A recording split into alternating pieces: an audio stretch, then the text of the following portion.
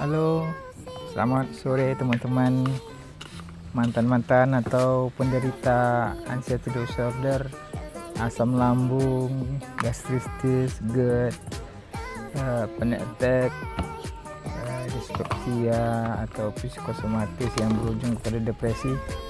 Udah lama nggak ketemu sama Afri lagi. Afri nggak lama nggak bikin VT karena beberapa bulannya akhir ini memang kegiatan sangat padat. Jadi Afri ingin menyambung silaturahmi lagi dengan teman-teman.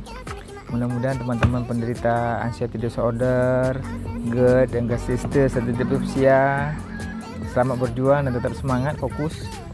Ingat pesan-pesan Afri sebelumnya. Mana teman-teman yang sebelumnya yang belum diagnosa, pastikan diagnosa terlebih dahulu teman-teman, biar arah dan penanganan penyakitnya lebih teratur. Apabila sudah didiagnosa, pilihlah obat yang sesuai, yang kalian rasa cocok. Tapi rutin ya, fokus dengan komitmen satu obat, jangan ganti-ganti. Karena tubuh itu butuh penyesuaian juga teman-teman gitu. Untuk teman-teman yang lagi mengalami anxiety kuat dengan sistem perubahan cuaca sekarang yang agak ekstrim, apabila nggak bisa, ya kalian keseimbangannya dijaga, olahraganya di rumah, yang penting beraktivitas, pola makannya tetap konsisten, pola pikirnya juga harus konsisten. Jadi nikmati kalau seandainya paginya cerah, sembari dengan cahaya-cahaya matahari, bawa bergerak ya, luaskan pandangan, luaskan pikiran, jangan terfokus dengan penyakit-penyakit aja. Memang sensasi-sensasi yang untuk yang baru-baru mengalami anxiety mungkin ya pasti berdampak ya, karena yang masih baru tuh akan merasakan sensasi yang berbeda-beda, jadi butuh penyesuaian. Kalau seperti kami yang udah bertahun-tahun melewati ini, 1000 sensasi itu udah terasa ya. Yang baru-baru pasti belum merasakan yang namanya 1000 sensasi karena bertahap dia. Setelah ini muncul ini, setelah ya ada sulit menelan, ada yang berdebar, ada yang kelingan. Tapi teman-teman jangan pernah khawatir kalau kalian teman-teman sudah didiagnosa jelas-jelas oleh dokter spesialis masalahnya GERD atau gastritis, itu kalian nggak kenapa-kenapa. Yakinlah, cuma butuh waktu yang proses. Ujian itu pasti ada hikmahnya. Terlebih Afri sampaikan apabila cahaya pagi ada, atau kalau pagi suasana yang kurang memungkinkan, sore hari dibawa jalan-jalan, hirup udara, oksigen. Karena kita orang-orang anxiety disorder ini butuh penyegaran sebenarnya. Selain dari pikiran, mata, pandangan, juga nafas, udara itu harus cukup juga teman-teman. Jadi suasana dan lingkungan itu sangat mempengaruhi sekali bagi orang-orang anxiety. Jadi makanya jangan terlalu karena sensasi itu kita terlalu terkurung di dalam suasana nyaman kita di kamar. Jadi memang benar sih, kita bukan nggak mau keluar, tapi memang segitu sebatasnya kita kemampuan kita. Tapi jangan terus-terusan. Makanya kalau kalian ingin sembuh, kalian diagnosanya sudah jelas, kalian yakin kalian nggak apa-apa, rutin aja. Tapi kegiatan-kegiatan harian kalian, kalau kalian nggak mampu bekerja ya rehat, istirahat. Tapi macam badan itu digerakkan, nafas itu ya belajar mengatur nafas, diafragma, mata itu juga dijaga, dikasih juga, jangan di kamar terus.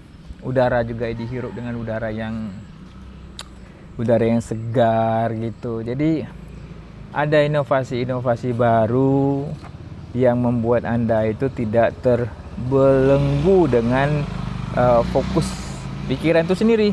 Karena anxiety ini kalau dibawa sendiri, berpikir sendiri, dia pasti akan overthinking gitu, karena dia merasa suasana dia berbeda. Kadang-kadang aneh ya sensasinya ya. Kadang maghrib tuh sepertinya gimana, kayak dunia lain gitu ya. Yang paling harus dijaga tuh memang kalau orang yang pasti udah kena gastritis atau GERD, itu pola makannya masih dijaga. Pola makan dan pola pikir itu paling penting. Iya. Mungkin yang paling membuat sensasi yang paling nggak nyaman itu adalah pada saat sesak atau panas di dada. Itu memang apalagi bagi teman-teman yang sudah panas, sesak di dada, perut terasa gembung atau terasa bergas, kemudian sulit bersendawa, itu sangat-sangat mengganggu sekali teman-teman. Jadi untuk belajar mengatur pola napas untuk mengantisipasi sesak yang mengganggu itu perlu ini juga, perlu ilmu juga gitu. Itu penting sekali gitu. Jadi untuk teman-teman, apabila sudah pasti didiagnosa oleh dokter spesialis GERD anxiety, tetap fokus, semangat. Kalian nggak apa-apa, cuma butuh proses saja. Makanya nikmati suasana yang ada, bawa bergerak tubuhnya, sensasinya menyatu dengan alam. Karena kita manusia ini memang harus butuh alam juga. Jadi ciptaan Tuhan tuh sebenarnya obat yang paling ampuh untuk penderita-penderita anxiety ini gitu. Makanya faktor lingkungan tuh sangat penting sekali. Makanya saya bilang orang-orang terdekat, faktor-faktor lingkungan memang sangat-sangat mempengaruhi untuk mempercepat proses pemulihan anxiety ini tersebut gitu. Cuma kalau teman-teman yang masih baru-baru yang merasakan anxiety ini sangat terganggu, apa nggak salah sih mencoba untuk dibantu oleh obat-obat psikiater. Bukan saya menyarankan, tapi paling tidak mengatasinya kalau seandainya teman-teman merasa sangat-sangat terbebani. Afri sendiri tidak munafik, Afri sendiri dulu juga menggunakan itu. Apalagi sekarang kan sudah dibantu oleh BPJS ya untuk masalah kejiwaan ini. Jadi kalian jangan khawatir untuk masalah itu gitu. Jadi makanya keseimbangan itu penting. Ingat pesan-pesan Afri, kalau kalian sudah didiagnosa itu jangan berpikir macam-macam, mengeluh macam-macam. Bang, pernahkah merasa saya buang airnya keluarnya kayak gini atau kayak mana, atau merasa tercekik ya, nama 1000 sensasi. Apapun teman-teman sampaikan, apapun teman-teman tulis di komen atau tulis di YouTube saya pertanyaannya, semuanya pasti saya alami. Makanya atas dasar pengalaman itulah makanya saya jadikan ini VT untuk supaya teman-teman cepat mengantisipasi GERD anxiety ini. Jangan berlarut-larut, karena kalau sudah berlarut-larut ujung-ujungnya akan menjadikan teman-teman depresi dan larut. Makanya dari pengalaman Afri ini, Afri berbagi agar teman-teman cepat teratasi dan lepas dari anxiety ini, karena benar-benar anxiety ini sangat-sangat mengganggu. Yang mengerti dan tahu anxiety disorder ini, GERD, general anxiety disorder ini ya teman-teman tuh sendiri gitu. Teman-teman yang paham. Jadi metodenya banyak sekarang teman-teman. Kalian bisa belajar pijat-pijat, terapi, refleksi, atau obat-obatan.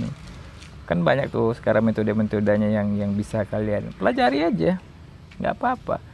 Itu penting juga agar teman-teman mengetahui itu gitu. Nah, tahu cocok untuk teman-teman gitu. Tapi yang paling dasarnya yang tetap aku sampaikan, pastikan diagnosanya, kemudian disiplin. Karena poin-poin itu aja sih sebenarnya yang menjadi tolak ukur tercapainya dan terlepasnya kita dari penyakit GERD dan anxiety ini gitu. Karena yang sulit itu sebenarnya bukan GERD, bukan gastritisnya tuh. Anxiety ini yang paling membuat kita tuh menjadi suasananya berubah sekali gitu, drastis gitu. Makanya emosinya dijaga ya teman-teman. Kalau orang-orang yang anxiety itu emosinya kadang-kadang memang moodnya bisa kacau, apalagi yang para wanita ya. Para wanita ini kan banyak sih hormon-hormonnya gitu, berbeda dengan laki-laki gitu. Jadi jaga emosinya, jaga apa yang kalian baca, jangan selalu searching di Google tentang ini enggak. Intinya kalian sudah diagnosa jelas dari dokter, sudah pasti, atau endoskopi, terus sudah tanggung BPJS. Itu aja, disiplin, komitmen. Jadi ingat pesan-pesan Afri, semoga teman-teman cepat sembuh ya. Salam kembali ketemu. Dah sore.